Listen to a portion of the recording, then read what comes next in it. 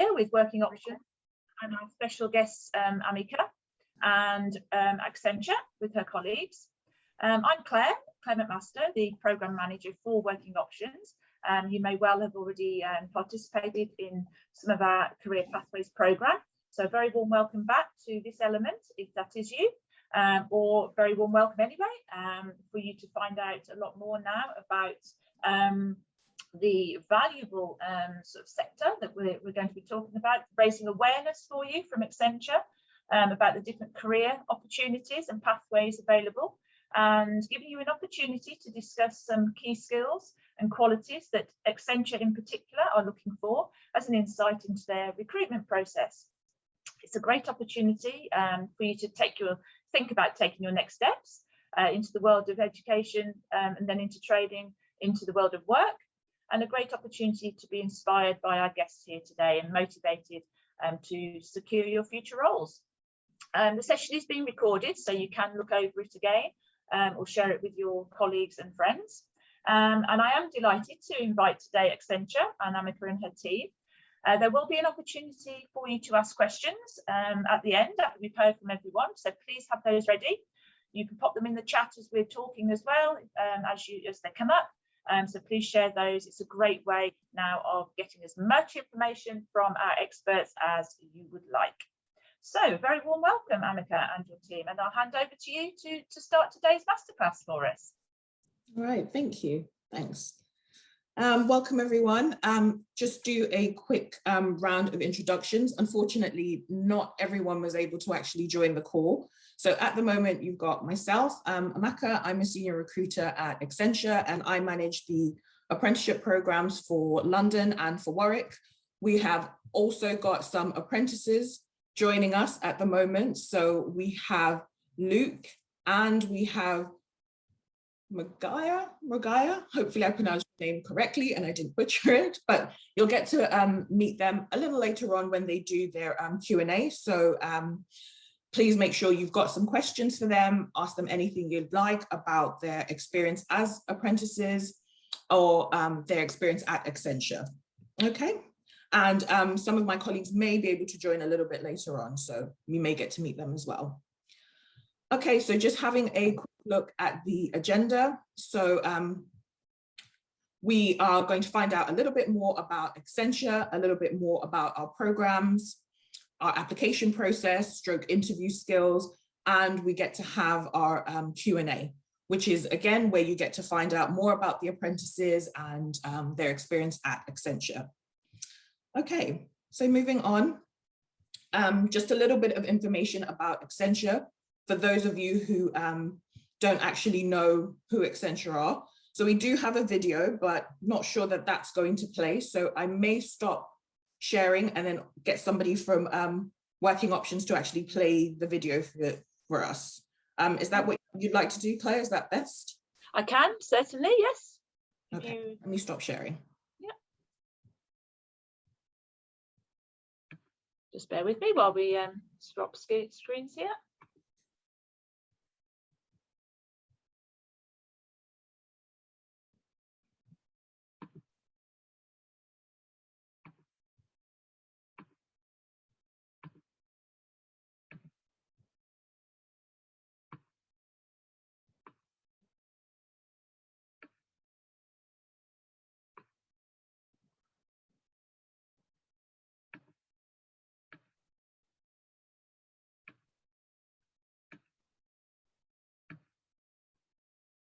There we go. Hopefully this should come through.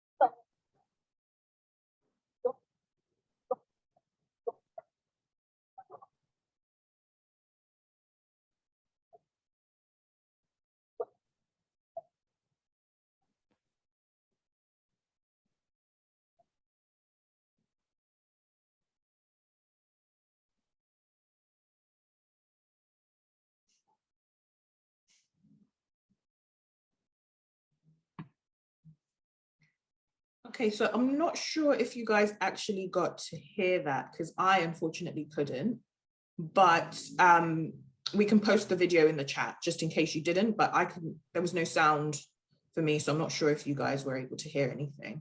But in case you weren't, we'll post the link in the chat. Okay, so I'm just going to reshare my slides, so just give me a second.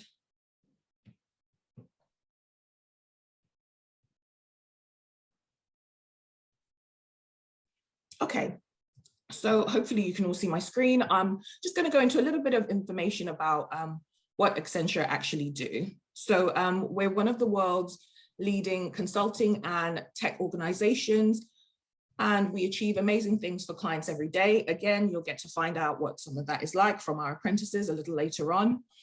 So we work on helping clients increase their profits, help them gain a greater market share, offer better customer services, and work with new technology. So we do help clients a lot of the time also upgrade their tech systems. So they are working with more up-to-date technology, which helps them function a lot better. So Accenture are always looking at how we can improve businesses through the use of technology.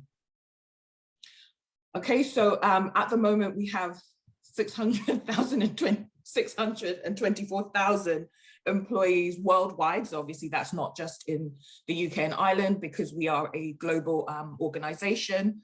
And we are in 50 countries, 200 locations. We work in 40 different industries, and we have over 6,000 clients, again, working in 120 countries. And we've got global revenue of over 50 billion. So as you can see, because we are global, we do have an opportunity to work with a lot of clients, work in a lot of different countries, and in also a lot of different locations. And we are also one of the most diverse organizations, which we are very, very proud of as well. Okay, so this is just a quick overview of some of the business areas that Accenture work in.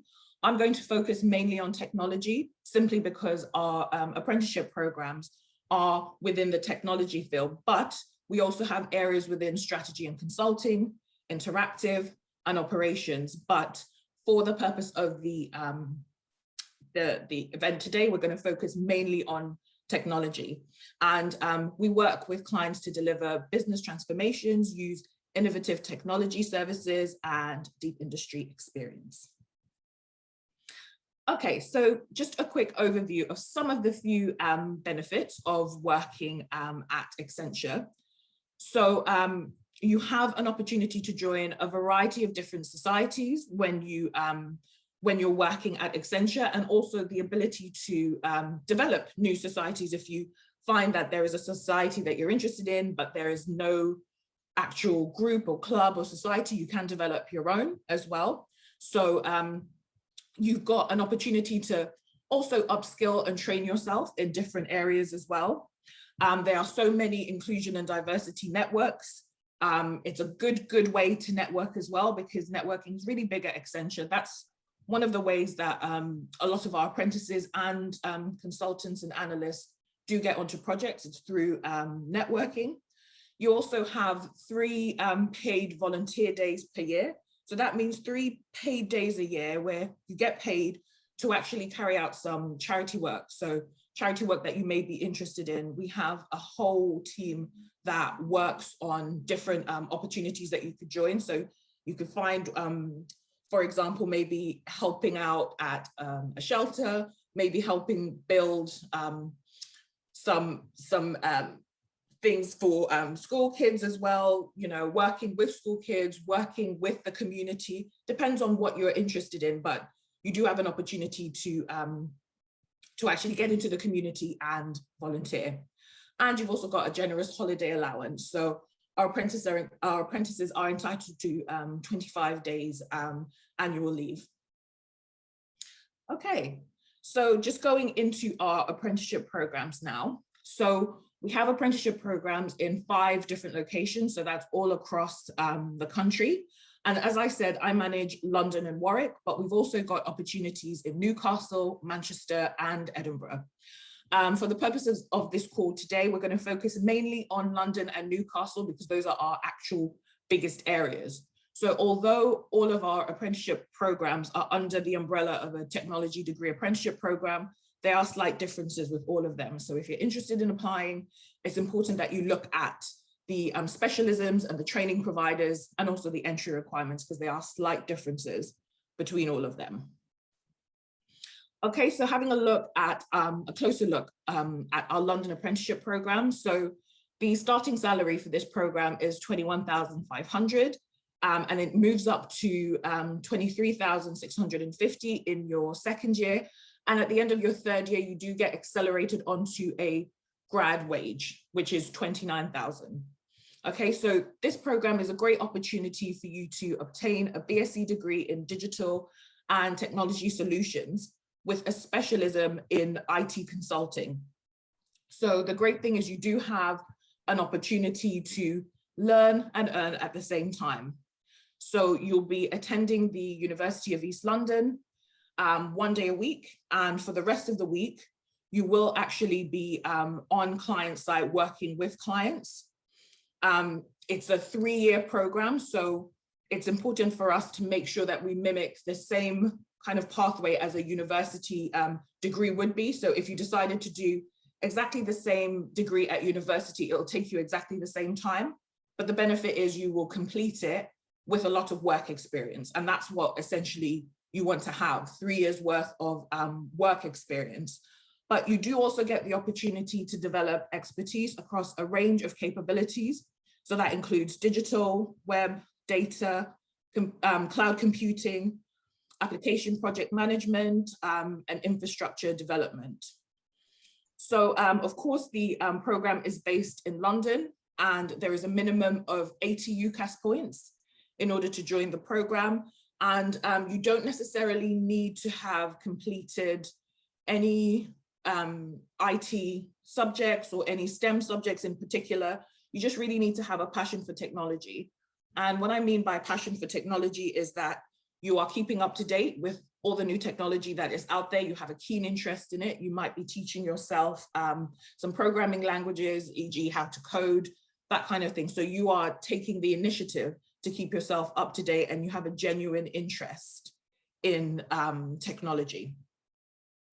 Okay, so just moving on to Newcastle. So the salary for Newcastle starts at 18,900, moves up to 20,800 in the second year. And in the final year as well, at the end of that, you do get accelerated onto the grad wage, which is 25,700 as well. So it is quite similar to the London program in the sense that you do get the same degree, but the specialism is actually software engineering or cybersecurity. So the structure also is slightly different. It could be 2 to 3 years, depending on which program you get onto. And you do have an opportunity to attend Newcastle College University Centre, and there's a combination of classroom and on-the-job training as well. So for this particular program, you do get an opportunity to develop expertise across digital, web, data, cloud computing, and infrastructure development. Okay, so of course, this program is based in Newcastle. Entry requirements are GCSE Maths and English, which is required. And again, that passion for technology, which you will see probably across all of our programs because they are technology degree apprenticeship programs. So that passion for technology is actually key. All right, and so some of you might be wondering if a technology apprenticeship program is right for you. Well, there's just a few things to consider. Apprenticeships do give you an opportunity, as I mentioned before, to learn and earn at the same time. So I think it depends on the type of learner you are. If you find that you learn better through practice or through experience, then an apprenticeship program is probably the right pathway for you because it will give you an opportunity to actually put into practice whatever you've learned academically. So you have that 1 day at university to actually learn the academic side. But then if you're under an apprenticeship, you do have the opportunity, especially a technology degree apprenticeship, to actually work with some cutting edge technology. So you actually get to put that into practice. And if you're more of a practical learner, then an apprenticeship program is probably a good option for you as well.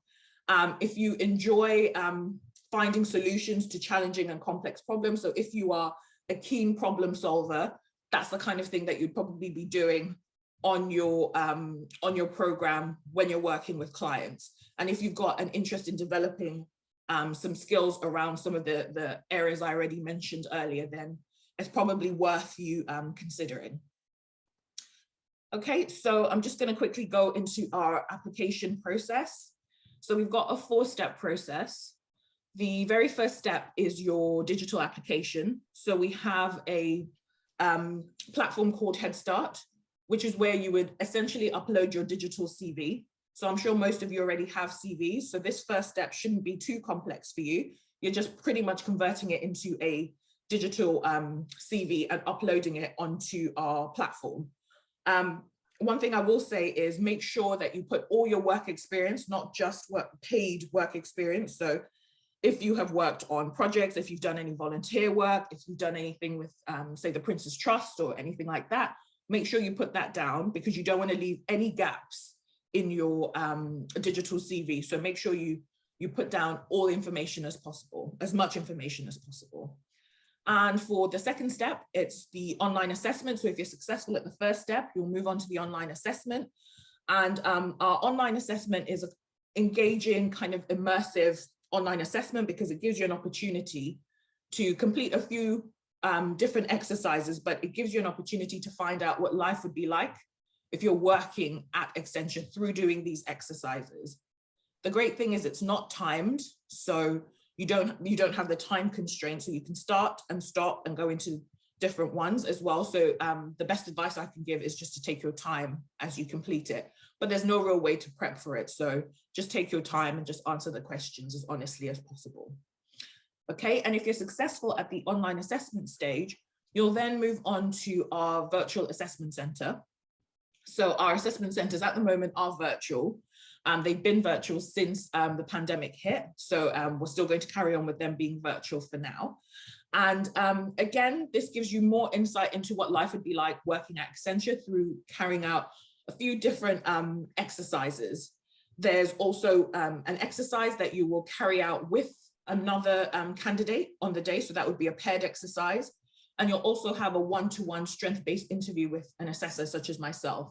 So we'll go through about a couple of strength-based questions and it will be one-to-one virtually on Zoom, actually. All right, and if you're successful at this stage, you'll then move on to the final stage, which is the technical interview. And that's usually with one of our senior managers in tech.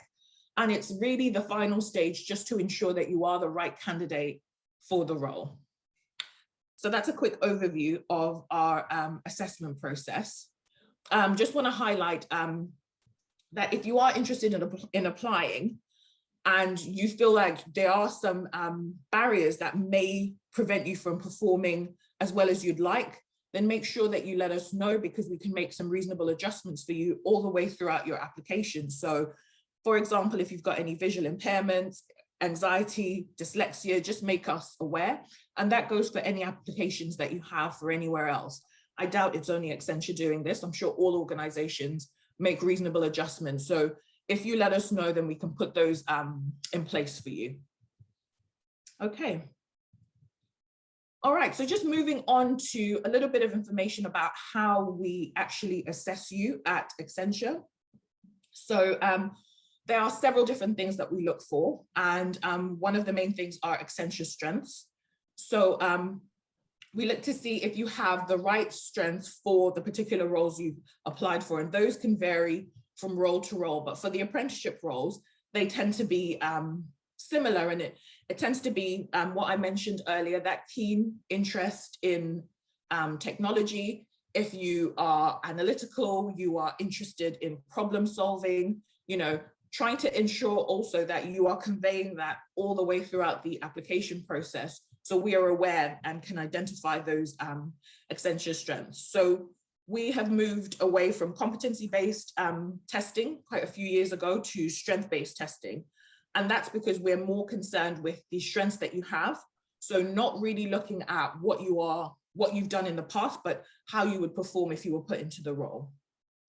Okay, so we're also looking for candidates that are energetic and enthusiastic. And again, this is not exclusive to Accenture. This would be anywhere that you apply to. We'll be looking for energetic and enthusiastic candidates. So it is important, especially when you have an opportunity to interview face-to-face, even if it's virtual, make sure you're able to convey that energy and enthusiasm. Authenticity, again, not exclusive to Accenture. Every employer wants to ensure that their employees are authentic. And bear in mind that we do know that you are primarily school leavers. So we're not expecting you to have tons and tons of work experience. You might have some, that's great. But even if you don't, it's absolutely fine. No need to exaggerate your work experience, because we are expecting you to probably be focusing more on your academic side at this point. So just be your honest and truthful self, and you'll be absolutely great. And the passion for technology. I've said this quite a few times, but we are a technology and consulting firm. So a passion for technology kind of goes hand in hand for majority of the roles that we have at Accenture. So it is important that you are conveying that passion for technology. Okay, so just going to quickly look at what a strength actually is and how that can be conveyed. So as I mentioned earlier, I am an assessor. So I've seen probably thousands and thousands of students over the last 3 years. So one piece of advice I would give you is, when you are in an interview, make sure that you are aware of your body language, because your body language is a telltale sign of if what you are talking about is actually a strength or a weakness. It goes hand in hand. So although I'm listening to what you are saying, I'm also looking at your body language to see if that matches up to what you're actually saying. So usually if somebody's talking about something and it's actually one of their strengths, they're quite relaxed when they're talking. Their tone of voice is higher. They become a little bit more animated. They may start to use their hands to explain or describe something. And they're able to give very rich and detailed examples.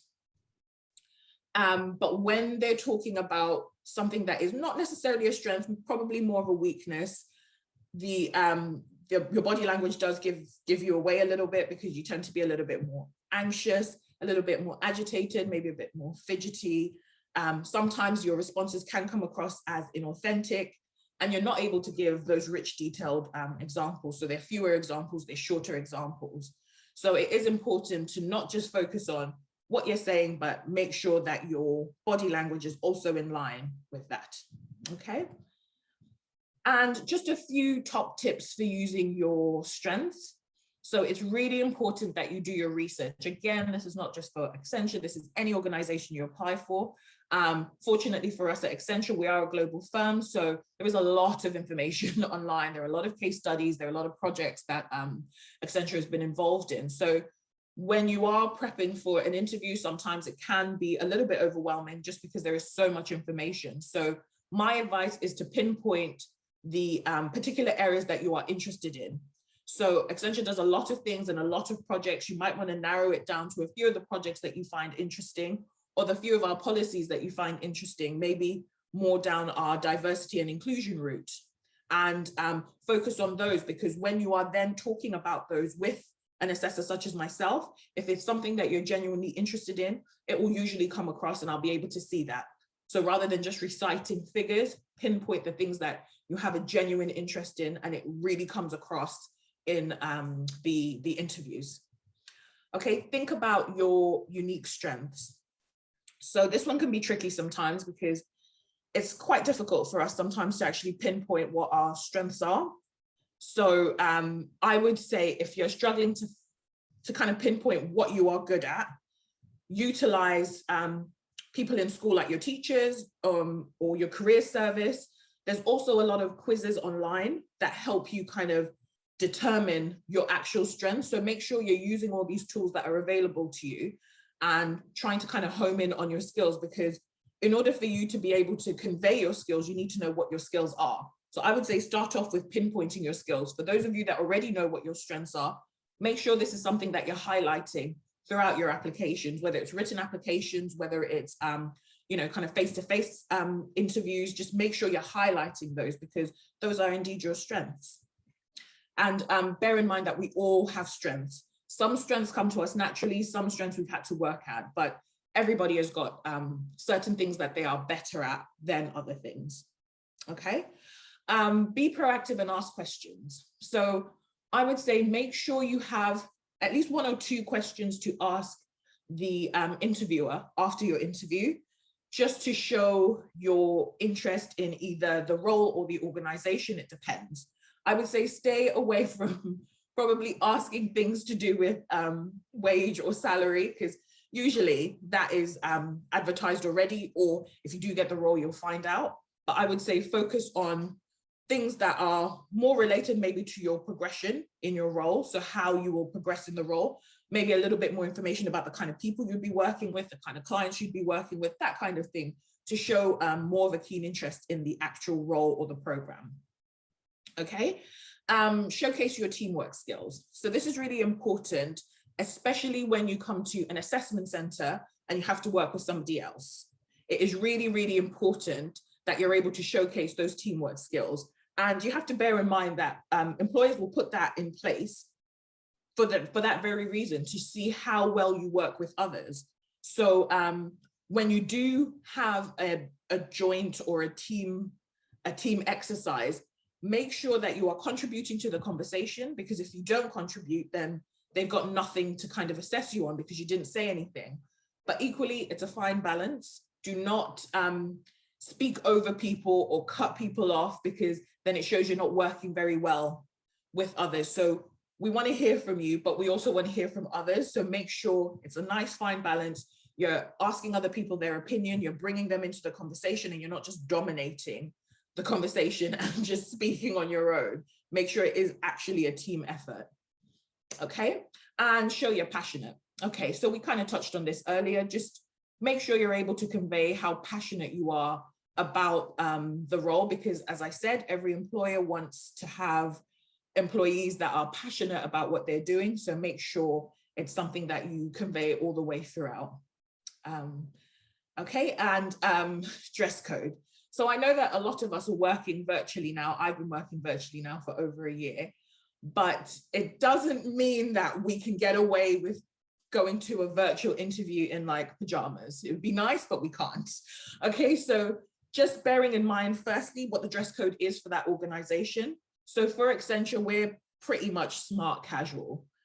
And as long as you're smart casual, I think you're pretty much okay. But wherever you go, there's no harm in asking what their dress code is, because we're smart casual, but you might go to another employer. They might be in the finance sector. It might be more business attire. So you might have to be a bit smarter, or it might be a very relaxed startup. So they might be really laid back in t-shirt and jeans. So every employer is slightly different. And if in doubt and you're unsure, ask. If you're not able to get a response before your interview, I would say always go with smart casual. You can't go wrong with that, because at least you've made an effort to look smart. So I would say, if in doubt, go with smart casual, but always ask the employers, because they all have different dress codes. Okay, all right. So just moving on now to our Q&A. So I'm going to give our apprentices a chance to introduce themselves. So just moving on now to Magaya, who is actually an apprentice in Newcastle. So I'm going to stop talking and I'm going to give her an opportunity to give you a little bit of insight into who she is. Thank you. Hello, so I'm Magaya. I'm a technology apprentice and I've been with Accenture just over a year. So I started last year in August. I'm currently on the accelerated degree, so I'm nearly halfway through my course. I've studied A-levels in maths, further maths, physics and computer science before joining Accenture. And since I've joined, the roles that I've been working on, I've been working with legacy applications, also deploying a monitoring solution from start to finish, and working on low-level documents. So this has all been part of my projects, which have mainly been on cloud migrations as part of the technical architecture team. So outside of my day-to-day activities, I like helping with outreach programs like this, and also tutoring for action tutoring. So they aim to deliver tutors to students in underprivileged areas. And outside of work, I enjoy playing sports, so like playing badminton, rounders, a lot, long walks, and also being guilty of a few Netflix binges. About my job, so I love my job because we have flexible working options. So with the working from home, you can decide the times that you want to work and how you want to do your work. So as long as you get the work done, you have complete control over when and how you choose to do it. You can also develop your skill set further in your areas of interest. So if you're interested in something, you can easily network and reach out and find out more opportunities available to do things in that area. And as a whole, I love Accenture because there's a strong support network. So from your people leads to your line managers, everyone's super happy to always lend a hand, and everyone's super lovely. So never hesitate to talk to anyone, even if I need anything. There's also deserved appreciation and perks. So not only do they cater for their employees' physical well-being, but there's also a lot of schemes for sort of the mental well-being side of things. So all in all, it's a great place to work. That's all from me. All right, thank you. Okay, so just going to move on now to Luke. Yeah, hi everyone, I'm Luke. So I was an apprentice at London, now graduated and carried on working here. A bit about me, so throughout my time as an apprentice, I've worked in different areas throughout, which is something that I really like about Accenture, is that especially as an apprentice, you're encouraged to sort of move around and try out different areas, different roles, different clients. And if you feel like you're not enjoying one area so much, you can then go around and try something else, and you're not stuck in one place. There's lots of areas for growth, for learning, which is a really good thing about Accenture. In my current role now, I now work on the ecosystems team, which is a more internal role, and helping to generate revenue through resale of different licenses, technology, which is great because you learn about different types of technology which you may not have known about. And in addition to that, you're working with different client teams and different partners and vendors on a day-to-day basis, so no day is the same, which I like. But if you do have any questions about not only just the apprenticeship but also what happens next, then I'll be happy to help answer. Okay, all right, thank you, Luke. So I'm not sure if we've got any questions at the moment in the Q&A, so I'm going to stop sharing and just have a look. Just bear with me. Okay, feel free, guys, to ask any questions that you might have, anything that you want to know about the apprentices. This is an opportunity to, just find out a little bit more information from them. So I see a question here. What type of work experience would you recommend? And you recommend that I try and get? So I'll kind of hand this over maybe to the apprentices in terms of if you can think back on what kind of work experience you had and what you felt was maybe essential for the role, if any. So my work experience, I've got an office work experience, helping within an IT department. And I'm something related to IT or technology will be good, because as was mentioned about, you've got to have a sort of the passion for technology. So if you do your work experience and you realise that passion's not there, then you'll probably find that you'll struggle later on down the line. But yeah, something in like an office environment, technology involved, businessy involved, something that you can help build on your passion with the technology and something like that. To add to that, so I didn't have sort of much work experience when I started, but industrial cadets do sort of week-long work experiences at different companies, so that might also be something worth checking out, because I did a week with Accenture, which is how I got introduced to the company and sort of the apprenticeship schemes they do there. So okay, all right, thank you. There's another question in the chat. How many apprentices do you take on each year?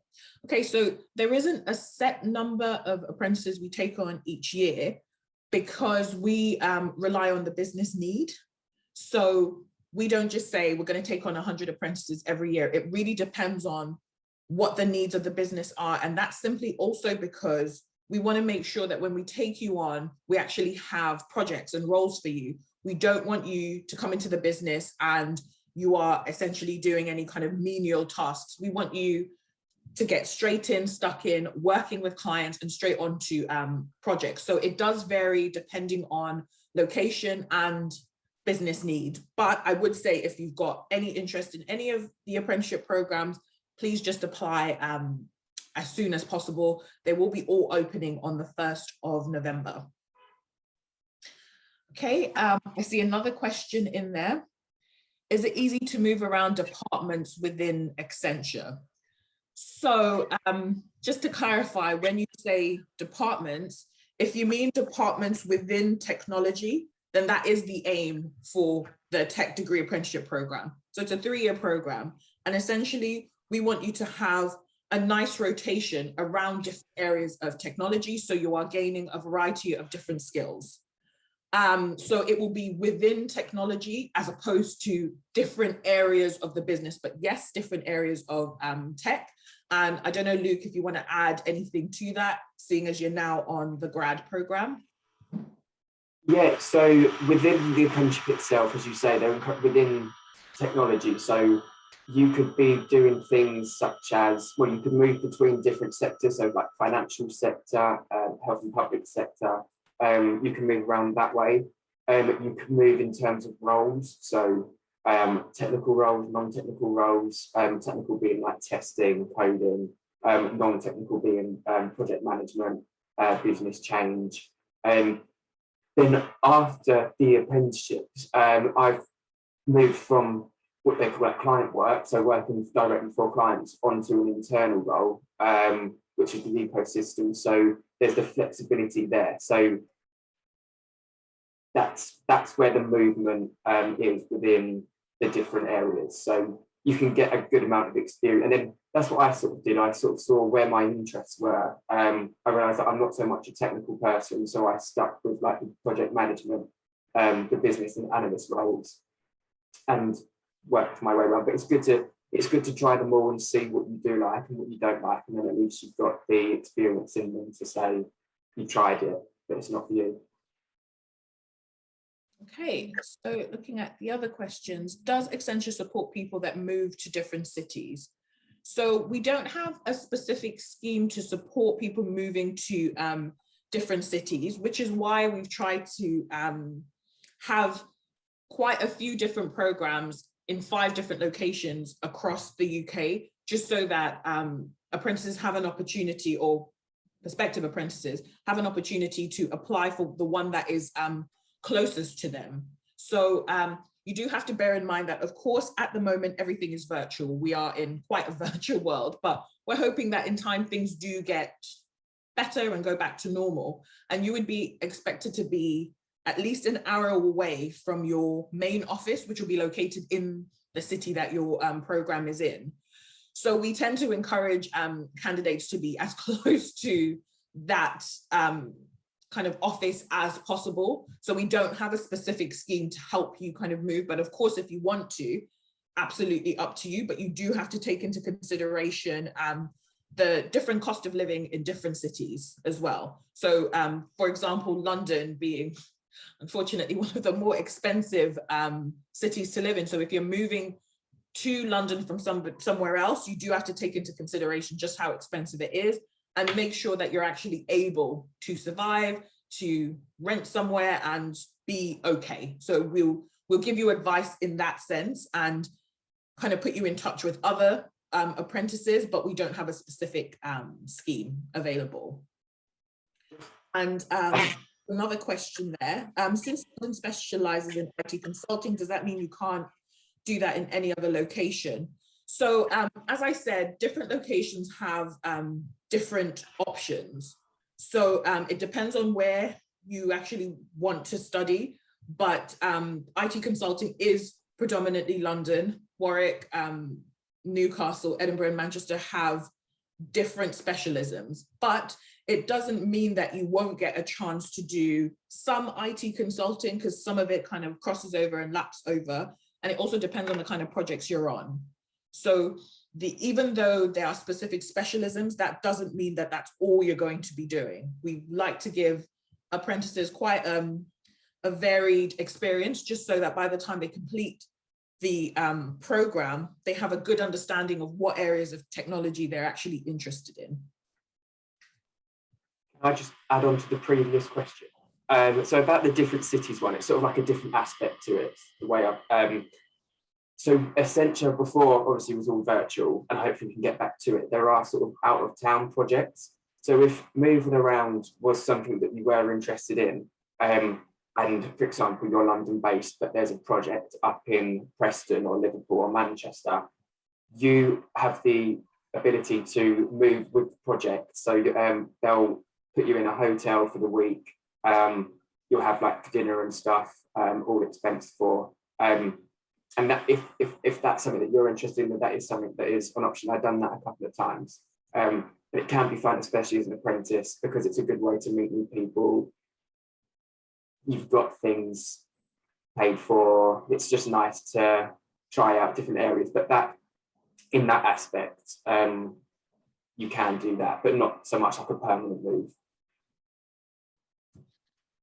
Okay, so moving on to the other questions. So if I'm passionate about technology, but don't like programming or algorithm processes, may I still do the apprenticeship? So I'm going to give this to the apprentices to answer.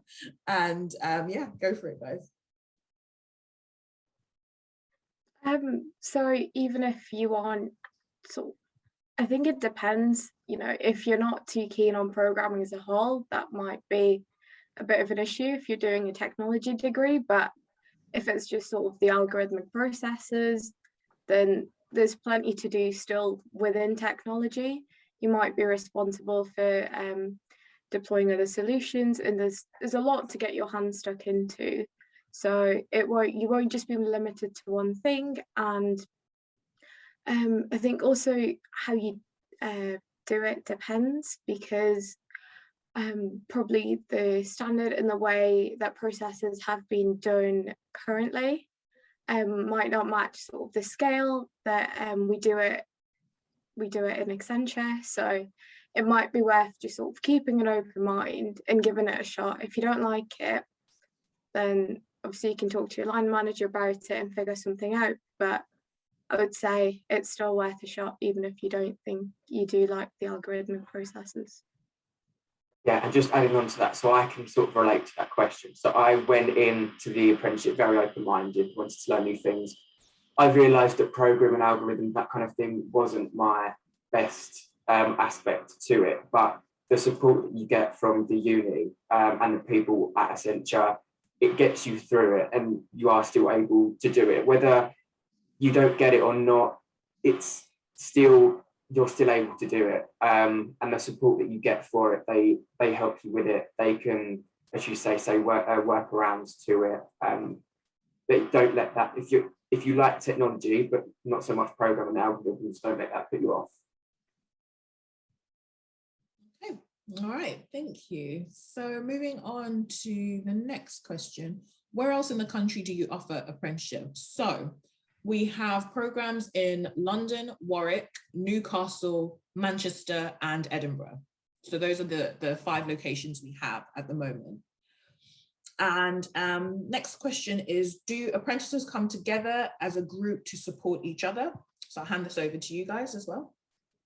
Yeah, so in my intake, the London intake, there was 30 of us, and we had like a WhatsApp chat, and throughout the whole 3 years, it was just very constant, talking with each other, letting each other know when deadlines were due up, helping each other with them.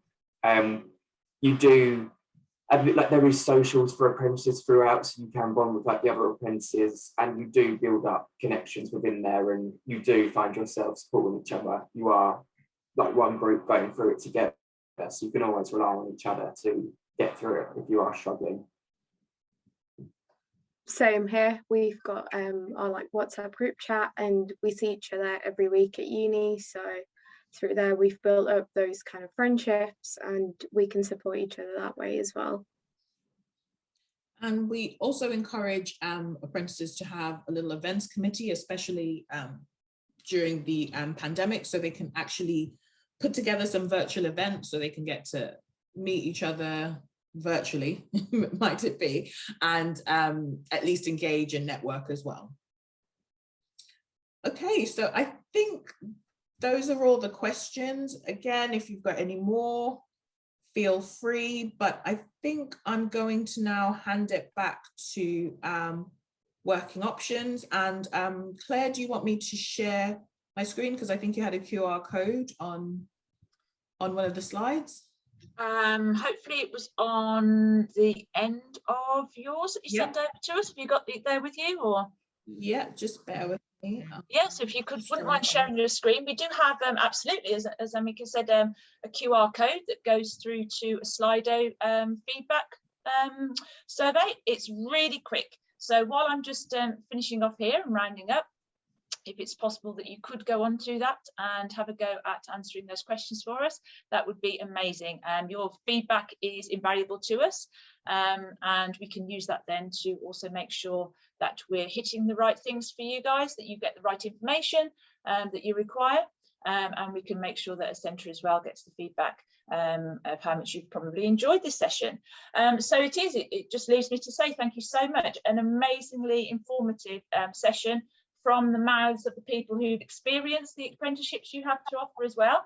So great to have an insight from people who have just come through that. We will make sure that the recording of this as well goes out to everybody, so that you can share it, as I say, and maybe go back over and listen to the top tips that have been shared today as well, and for you to follow up on any other information that you would like about the different roles or the different routes available to you with Accenture.